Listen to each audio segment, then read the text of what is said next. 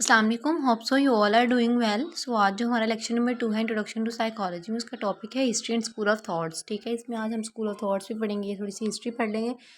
सबसे पहले अगर हम हिस्ट्री को देखें साइकोलॉजी की, तो the history of psychology can be traced back to ancient Greek civilization such as Egypt, Greece and China, where philosophers and scholars explore the working of human mind.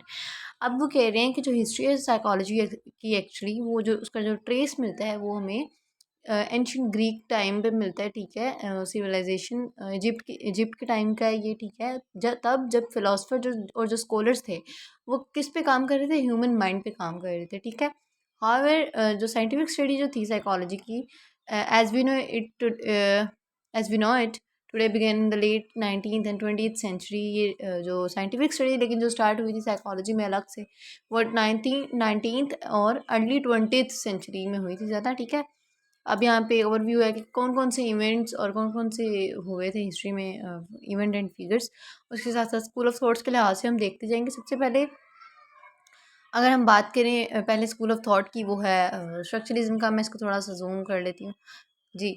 तो सबसे पहले यहाँ पे लिखा हुआ है स्कूल ऑफ थॉट्स में Wilhelm would and structuralism. ठीक है, स्ट्रक्चरलिज्म विल्हम वूड ने प्रेजेंट किया था 1879 में। एंड विल्हम वूड एक जर्मन साइकोलॉजिस्ट थे जिनको कि यहाँ पे लिखा हुआ is often considered the founder of modern psychology, जो कि मॉडर्न साइकोलॉजी के फाउंडर भी माने जाते हैं।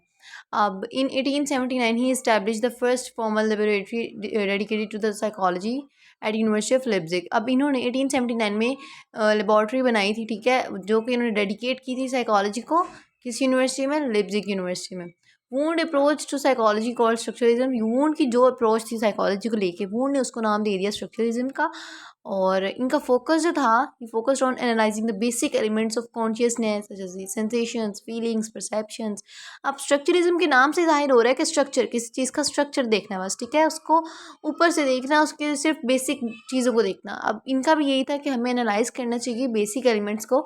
अब किन के basic elements, consciousness, sensations, feelings, perceptions. ठीक है, कॉन्शियसनेस यानी अवेयरनेस वाला जो हमारा मूड होता है, सेंसेशंस सेंसेस के जरिए जो हम परसीव करते हैं, फीलिंग्स। ठीक है, और परसेप्शन जो हम लोग किसी चीज़ के बारे में पॉइंट ऑफ व्यू रखते हैं, किसी चीज़ को कैसे हम देखते हैं, वो परसेप्शन पे आता है।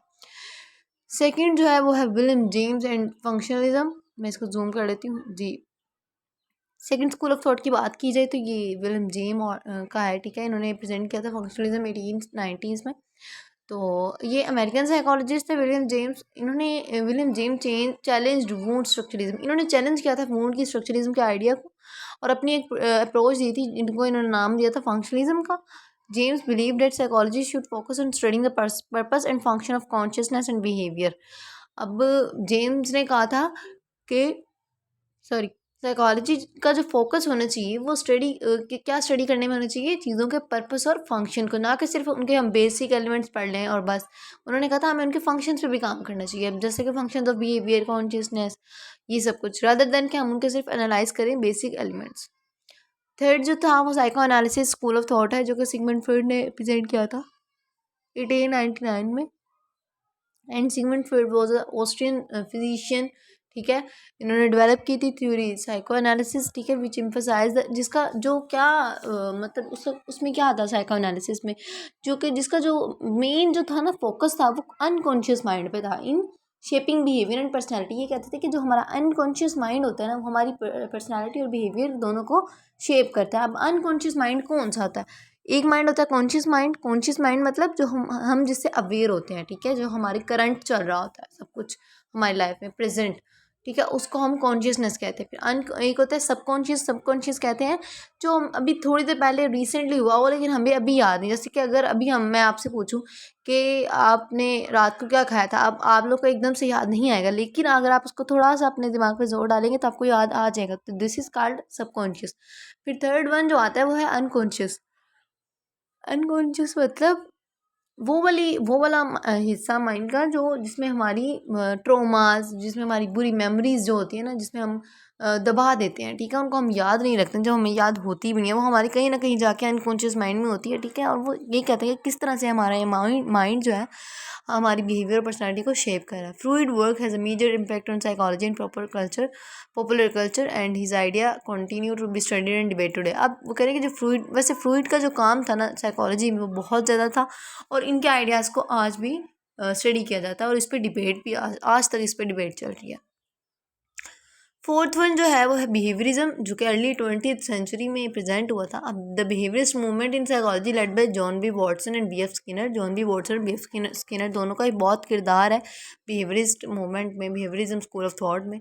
इन दोनों का जो एम्फोसाइज था वो था, इन्होंने कहा था कि हमें स्टडी करनी चाहिए observable behaviour other than internal mental process. इन्होंने कहा था कि हमें सिर्फ ऑब्जर्वेबल बिहेवियर को देखना चाहिए, उनको स्टडी करना चाहिए, वो वाला बिहेवियर जो हमें सिर्फ नज़र आता है, रदर देन कि हम इंटरनल मेंटल प्रोसेसेस को करने लग जाएं स्टडी, जो जिसमें कॉन्शियसनेस फीलिंग्स आ जाती हैं, अनकॉन्शियस, ठीक है। इन्होंने कहा था हमें वो नज़र नहीं आती, तो हमें वो चीज़ देखनी जो हमें नज़र आ रही है। लेकिन अब जो बिहेवियरिस्ट थे ये वाले, इनका बिलीव था कि all behaviours was result of stimulus response association and they use experimental method to use this associations. So इनका ये बिलीव था कि जितने भी बिहेवियर्स हैं ना वो एक स्टिमुलस, जो कि बाहर का फैक्टर होता है, हमारे इन्वायरमेंट का फैक्टर होता है, उससे हम उसको जो हम रिस्पॉन्स देते हैं ना उससे हमारा बिहेवियर बनता है। तो इन्होंने एक्सपेरिमेंटल मेथड्स भी यूज़ किए थे। Fifth one is humanistic psychology. Humanistic psychology 1950s में फाउंड हुई थी। Humanistic psychology emerge in 1950s as a reaction against deterministic and mechanistic view. अब जो ह्यूमनिस्टिक वाले थे इनका जो इमर्ज हुए थे, इनके अगेंस्ट हुए थे डिटर्मिनिस्टिक एंड मैकेनिस्टिक व्यू वाला ऑफ बिहेवियरिज्म एंड साइकोएनालिसिस। यानी साइकोएनालिसिस और बिहेवियरिज्म दोनों के अगेंस्ट जो आया था वो था ह्यूमनिस्टिक साइकोलॉजी। और humanistic psychology such as Abraham Maslow, Carl Roger, इन दोनों का बहुत ज़्यादा एम्फोसाइज था इस पे। और इन्होंने कहा था कि हमें इंपॉर्टेंस देनी चाहिए सब्जेक्टिव एक्सपीरियंस को, पर्सनल ग्रोथ को, ठीक है। हर पर्सन के अंदर इन्होंने कहा था कि एक ऐसी एबिलिटी होती है पॉजिटिव एबिलिटी होती है कि वो कुछ कर सके। इन्होंने कहा था कि साइकोलॉजी का सिर्फ इन्फ्लुएंस नेगेटिव ट्रॉमा से डील करना ही नहीं है, हमें पर्सनल ग्रोथ पे भी काम करनी चाहिए। और इसको 21st सेंचुरी में पॉजिटिव साइकोलॉजी कहा जाता है। कोग्निटिव साइकोलॉजी है नेक्स्ट, वो 1960s में फाउंड हुई थी। Cognitive psychology emerged in 1960s as a response to behaviorism, neglect of mental processes। जैसे कि हमने पढ़ा कि बिहेवियरिज्म वालों ने निगलेक्ट किया था मेंटल प्रोसेसेस को, तो उसके अगेंस्ट क्या इमर्ज हुई थी, कौन सा school of thought? Cognitive psychology. Cognitive मतलब कॉग्निशन बेस, यानी हमारे माइंड से रिलेटेड, मेंटल प्रोसेसेस से related. Cognitive psychologists studies how people perceive, process, and remember information, and they use experimental methods to study cognitive processes such as attention, memory, problem solving। इन्होंने कहा था कि जब हमारी कोई कॉग्निशन ही नहीं होगी तो हम किस तरह से कोई बिहेवियर हमारा होगा, हम किस तरह से किसी चीज़ को परसीव करेंगे। इसलिए कॉग्निटिव साइकोलॉजी मर्ज हुई थी। फिर अगर हम बात करें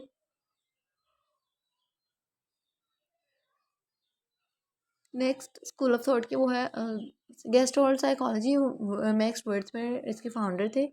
तो उन्होंने ये 20th सेंचुरी में ये फाउंड की थी। और इनका जो थ्योरी थी गेस्टोल्ट साइकोलॉजी वालों की जो थ्योरी थी वो ये थी कि इनका एम्फोसिस था कि जो whole of anything is greater than its part. यानी किसी भी चीज़ का जो होल है ना वो किसी भी चीज़ को अगर हम पूरा परसीव करते हैं वो बड़ी होती है, अगर हम उसके पार्ट्स को देखते हैं वो छोटे होते हैं। तो ये एक सही बात है, ठीक है।